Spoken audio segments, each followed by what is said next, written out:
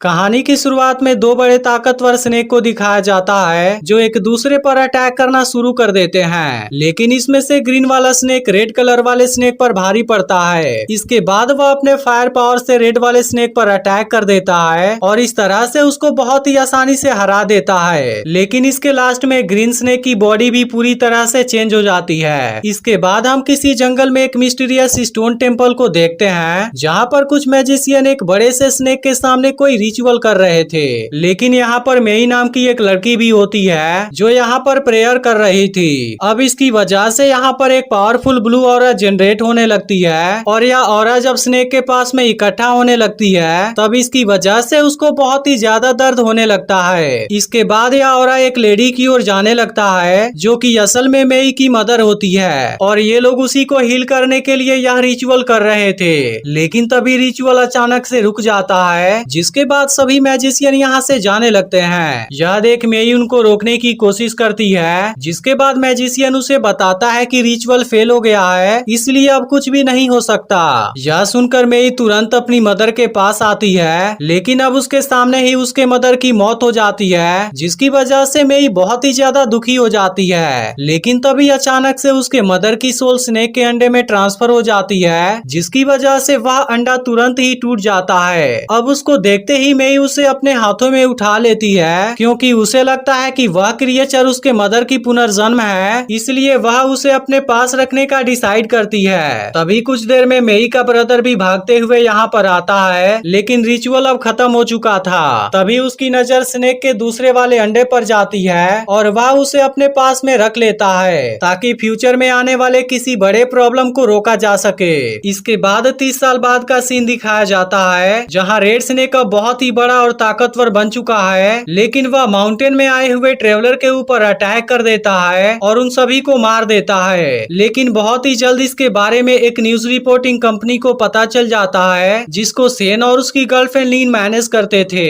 अब इसके बारे में पता चलते ही सभी वर्कर भी हैरान हो जाते हैं, लेकिन यह लोग इसके बारे में डिस्कस कर पाते इसके पहले ही सोल्जर का एक ग्रुप यहाँ पर आ जाता है और ये लोग सभी वर्कर को धमकाने लगते हैं। फिर पता चलता है कि सेन ने गवर्नमेंट से लोन लिया है इसलिए पुलिस कैप्टन उसे तुरंत ही लोन को चुकाने के लिए कहता है। लेकिन अब सेन के पास में कोई भी ऑप्शन नहीं था इसलिए वह एक हफ्ते में लोन को चुकाने का वादा करता है। जिसके बाद पुलिस कैप्टन अपना गन हटा लेता है और अपने लोगों को लेकर यहाँ से वापस चला जाता है। लेकिन अब इसकी वजह से सभी परेशान हो जाते हैं क्योंकि इतनी जल्दी लोन को चुकाने के लिए इनके पास पैसे नहीं थे। तभी इनमें से जोली नाम का वर्कर इनको एक आइडिया देता है। वह सभी को जाइंट स्नेक की एक फोटो दिखाता है जो उसे माउंटेन में मिले विक्टिम के डेड बॉडी के पास में से मिली थी। इसलिए अगर इन लोगों ने उस क्रिएचर के एग्जिस्टेंस के बारे में सबूत जुटा लिया तब इसकी वजह से ये लोग बहुत सारा पैसा बना सकते हैं जिसकी मदद से वह लोग अपने लोन को भी आसानी से चुका देंगे।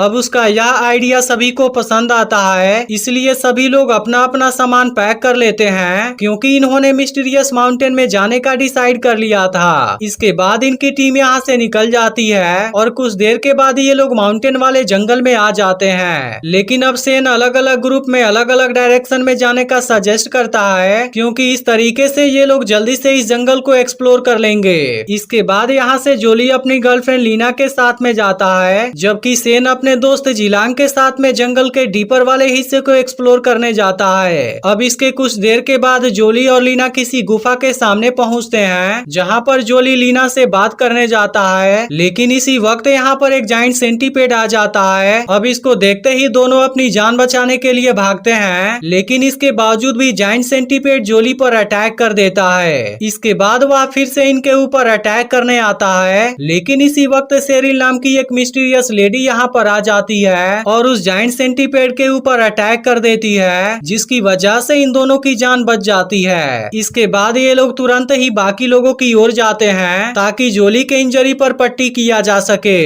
अब इसके बारे में सेन को जैसे ही पता चलता है वह भी इस बात से बहुत ही ज्यादा हैरान हो जाता है। इसके बाद वह सेरिल को उसकी मदद के लिए थैंक यू बोलने जाता है, लेकिन वह इनसे तुरंत यहाँ से चले जाने के लिए कहती है और इसके बाद वह जंगल में वापस लौट जाती है। अब इस बात को सुनकर ये सभी लोग हैरान हो जाते हैं, लेकिन इसी वक्त जिलांग यहाँ पर भागते हुए आता है और इनसे बताता है कि मुझे एक बहुत ही अजीब जगह मिली है। अब उसके इस बात को सुनते ही सभी लोग तुरंत वहाँ पर जाते हैं, जहाँ इनको पता चलता है कि यह तो कोई सेरिमोनियल ग्राउंड है। इसके अलावा इनको यहाँ कुछ स्टोन कार्विंग भी नजर आते हैं, जिसके बाद इनको रियलाइज होता है कि यह जगह तो जायंट स्नेक के ओरिजिन से रिलेटेड है। तभी इसी बीच जोली एक स्टोन पिलर के सामने आता है, जहाँ पर अचानक से उसे कुछ विजन आने लगते हैं और इसके बाद वह नीचे गिर जाता है। यह देखते ही बाकी लोग तुरंत उसके पास आते हैं और देखते हैं कि जायंट सेंटीपेड के पॉइजन से उसकी कंडीशन खराब होने लगी है। इसके बाद ये लोग तुरंत उसे कैंप में ले जाते हैं और उसके इंजरी पर कोई जड़ी बूटी लगाते हैं, जिसकी वजह से उसकी कंडीशन नॉर्मल होने लगती है। अब अगले दिन सभी लोग फिर से जंगल में आगे बढ़ने लगते हैं, लेकिन तभी जिलांग को एक पेड़ के पास से कोई चीज मिलती है, जो कि असल में किसी जायंट क्रिएचर का स्किन था।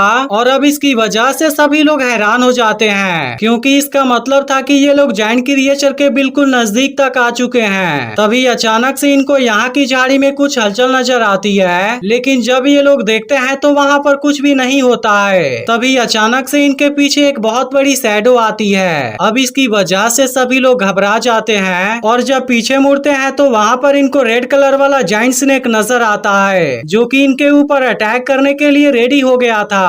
अब इसकी वजह से सभी की हालत खराब हो जाती है, लेकिन यह देख सेन तुरंत ही उसका ध्यान भटका देता है, जिसके बाद मौका पाकर सभी लोग अपनी जान बचाने के लिए भागने लगते हैं। लेकिन अब जायंट स्नेक भी इनके पीछे आने लगता है और बहुत भयानक तरीके से इनका पीछा करने लगता है। अब किसी तरह से ये लोग जायंट स्नेक से बचने में कामयाब हो जाते हैं और कुछ देर के बाद एक पहाड़ी के ऊपर आ जाते हैं। इसके बाद ये लोग यहीं पर कुछ देर के लिए रेस्ट करने लगते हैं, लेकिन तभी इनको जायंट स्नेक के आने की आवाज सुनाई देती है, इसलिए ये लोग उससे बचने के लिए यहाँ की एक गुफा के अंदर चले जाते हैं। लेकिन इस जगह में चारों ओर अंधेरा था, जिसकी वजह से सभी को डर लग रहा होता है। फिर भी सभी लोग ऐसे ही आगे बढ़ते जाते हैं और ये लोग एक ऐसी जगह पर आ जाते हैं जहाँ पर स्पाइडर के बहुत सारे वेब लगे हुए थे। तभी अचानक से इनको स्पाइडर वेब में एक स्केलेटन नजर आता है, जिसकी वजह से सभी की हालत खराब हो जाती है। लेकिन इसी वक्त पेंग नोटिस करता है कि जायंट स्नेक यहाँ पर आ गया है। अब उसे देखते ही सभी लोग अपनी जान बचाने के लिए भागना शुरू कर देते हैं, जिसके दौरान ये लोग एक दूसरे से अलग हो जाते हैं। लेकिन इसी बीच जिलांग भागते हुए जायंट स्नेक के रहने वाली जगह पर आ जाता है, लेकिन वह इसके बारे में कुछ भी सोच पाता इसके पहले ही जायंट स्नेक उसको पीछे से घेर लेता है। यह देख जिलांग एक स्टोन की मदद से उसका ध्यान भटकाता है, जिसके बाद जायंट स्नेक दूसरे साइड में चला जाता है और इस तरह से जिलांग खुद को बचा लेता है। लेकिन इसी बीच वह जायंट स्नेक की फोटो खींचता है, जिसकी वजह से जायंट स्नेक उसे देख लेता है। इसके बाद वह भागते हुए बाकी लोगों के पास आ जाता है, लेकिन अब इसकी वजह से बाकी लोगों की जान भी खतरे में आ जाती है और ये लोग जायंट स्नेक से खुद को बचाने लगते हैं। तभी इसी बीच जायंट स्नेक जोली पर अटैक करने वाला होता है, लेकिन पेंग बिल्कुल ठीक समय पर उसे बचा लेता है। फिर भी अब जोली को अपने गर्लफ्रेंड लीना की चिंता होने लगती है, इसलिए वह पेंग के मना करने के बावजूद भी उसे खोजने चला जाता है। इसके बाद हम देखते हैं कि लीना एक जगह पर डर कर बैठी हुई थी, लेकिन कुछ ही देर में जोली उसे खोज लेता है। इसके बाद दोनों यहाँ से जाने वाले होते हैं, लेकिन इसी वक्त जायंट स्नेक यहाँ पर आ जाता है। अब उसको देखते ही दोनों तुरंत अपनी जान बचाने के लिए भागने लगते हैं, जिसके दौरान वह स्नेक भी लगातार उनका पीछा करने लगता है। लेकिन दोनों ज्यादा देर तक जायंट स्नेक से नहीं बच पाते हैं और वह दोनों को एक जगह पर घेर लेता है। लेकिन अब जोली लीना को कुछ भी नहीं होने देना चाहता था, इसलिए वह तुरंत उसे यहाँ से चले जाने के लिए कहता है और जायंट स्नेक का ध्यान अपनी ओर खींचने लगता है। अब इसकी वजह से जायंट स्नेक उसे तुरंत ही निगल जाता है और इसके बाद वह लीना को भी खाने जाता है। लेकिन इसी वक्त सेरिल यहाँ पर आ जाती है और वह एक बांसुरी बजा रही थी, जिसकी वजह से जायंट स्नेक को बहुत ही ज्यादा दर्द होने लगता है। तभी कुछ देर में सेन और लीना भी यहाँ पर आ जाते हैं, जिसके बाद सेरिल उनको यहाँ से भागने के लिए कहती है। यह देखते ही सभी लोग तुरंत यहाँ से भागने लगते हैं, लेकिन इसी वक्त जायंट स्नेक सेरिल पर अटैक करके उसे नीचे गिरा देता है। यह देख सेन तुरंत उसे जायंट स्नेक से बचाता है और इसके बाद वह जायंट स्नेक को यहाँ से अपने पीछे ले जाता है। अब इसकी वजह से बाकी लोगों को भागने का चांस मिल जाता है और सभी लोग तुरंत इस गुफा से निकलने लगते हैं। इसके बाद सभी लोग तो इस गुफा से आराम से निकल जाते हैं, लेकिन इसके दौरान सेन सबसे पीछे रह गया था, जिसकी वजह से जायंट स्नेक उसके बैग को पकड़ लेता है। अब यह देखते ही सेन तुरंत अपने बैग को निकाल देता है और इस तरह से वह भी खुद को बचा लेता है। इसके बाद सभी लोग एक जगह पर रेस्ट करने के लिए रुकते हैं, लेकिन पेंग अब सेन के ऊपर गुस्सा होने लगता है क्योंकि आज उसके ही वजह से सभी की जान खतरे में पड़ी है और इन्होंने जोली को भी खो दिया।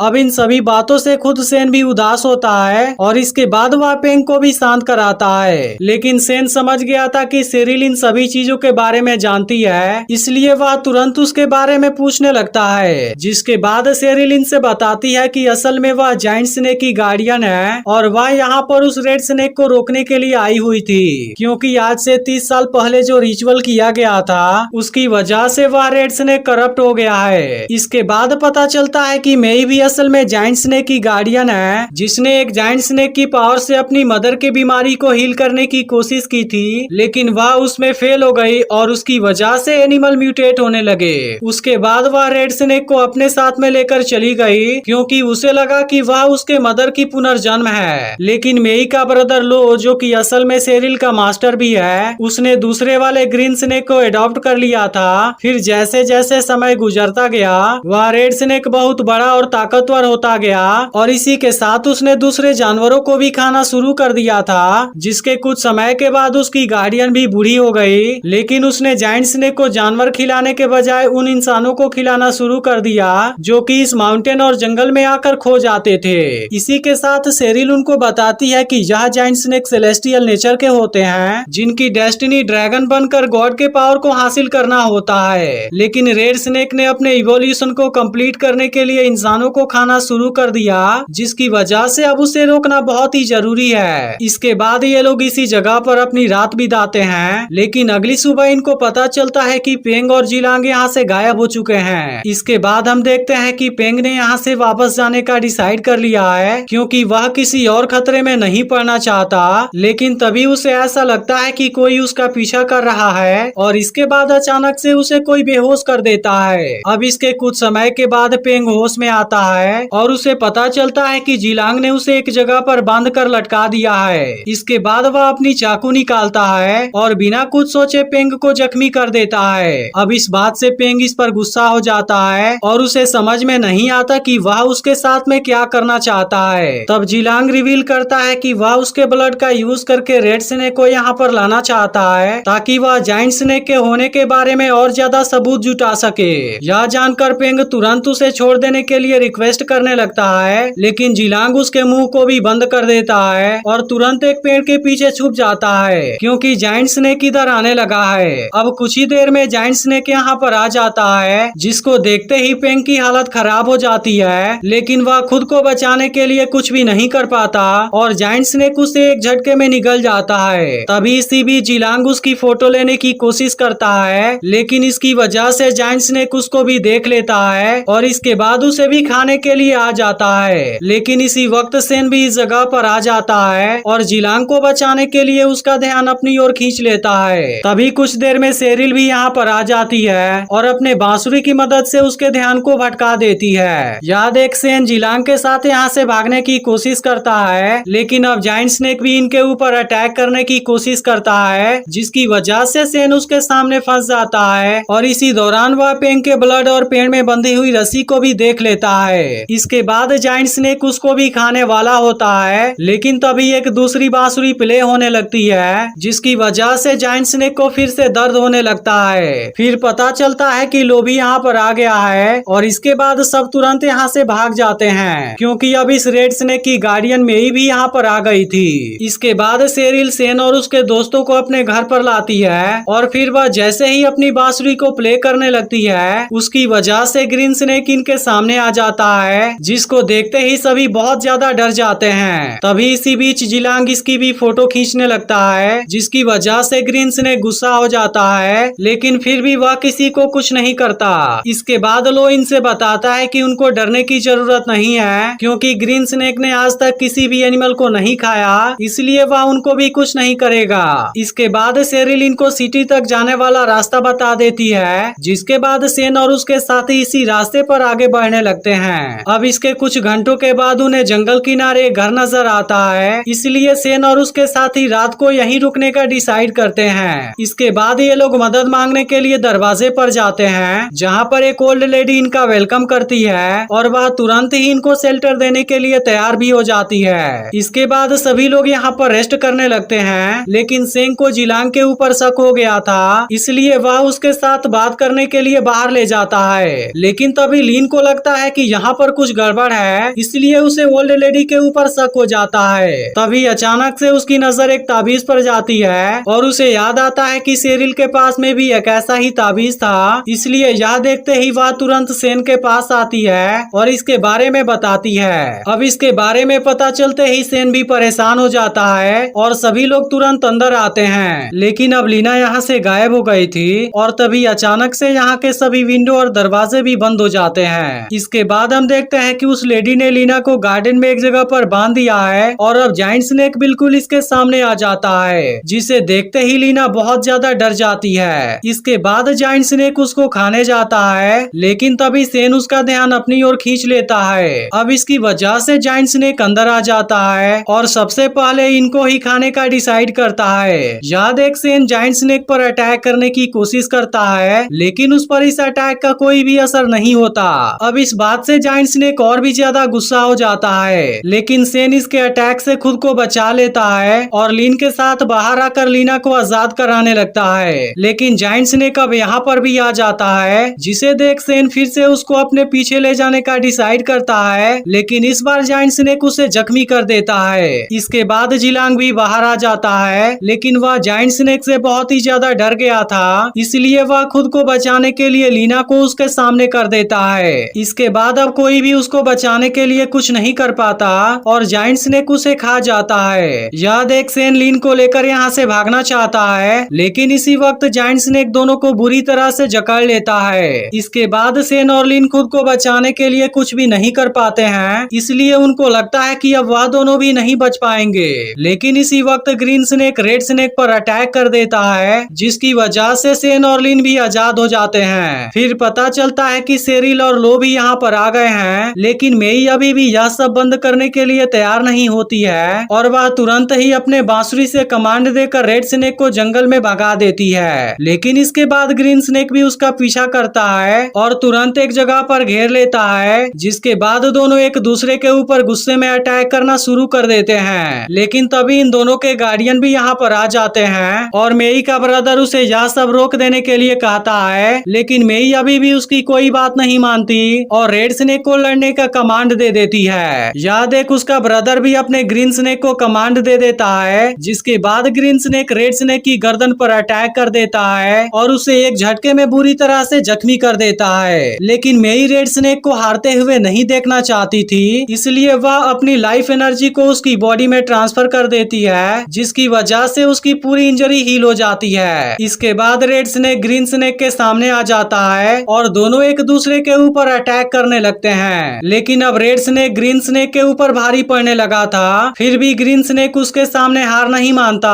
और इसके बाद वह फिर से फाइट करने के लिए उसके सामने आ जाता है। इसके बाद दोनों एक दूसरे के साथ में फाइट करने लगते हैं, लेकिन रेड स्नेक इस बार भी ग्रीन स्नेक को जख्मी कर देता है। यह देख मेई का ब्रदर भी अपनी पावर का यूज करता है, जिसकी वजह से ग्रीन स्नेक की इंजरी हील हो जाती है और अब उसके पंख भी आ जाते हैं। इसके बाद ग्रीन स्नेक रेड स्नेक पर अटैक करता है और उसको बुरी तरह से जख्मी कर देता है। लेकिन इसके पहले कि रेड स्नेक कुछ भी कर पाता, ग्रीन स्नेक तुरंत उसके ऊपर अपनी फायर पावर से अटैक कर देता है, जिसकी वजह से रेड स्नेक अब कुछ भी नहीं कर पाता और अब इस आग में जलकर मारा जाता है। अब इस बात से मेई भी बहुत ज्यादा दुखी हो जाती है और इसके बाद उसकी भी मौत हो जाती है। लेकिन अब ग्रीन स्नेक अपने इस जीत पर दहाड़ने लगता है, जिसे देख सभी लोग हैरान होते हैं। इसके बाद ग्रीन स्नेक हवा में उड़ने लगता है, जिसके दौरान उसकी बॉडी पर कई बार बिजली गिरती है। अब इसकी वजह से ग्रीन स्नेक ब्रेक थ्रू करता है और फाइनली एक सेलेस्टियल ड्रैगन में चेंज हो जाता है। अब इस नजारे को देख जिलांग उसकी फोटो लेने जाता है, लेकिन इसी वक्त उसके ऊपर बिजली गिर जाती है, जिसकी वजह से वहीं पर उसकी मौत हो जाती है। इसके बाद सेलेस्टियल ड्रैगन हेवन में चला जाता है और इसी के साथ बादल भी यहाँ से गायब हो जाते हैं। इसके बाद सेन भी सेरिल और उसके मास्टर से इनकी जान बचाने के लिए थैंक यू कहता है और अब सभी यहाँ से अपने अपने रास्ते चले जाते हैं, जिसके बाद मूवी यहीं पर एंड हो जाती है। लेकिन अगर आपने पिछली वीडियो नहीं देखा हो तो लेफ्ट वाली वीडियो जरूर देख लेना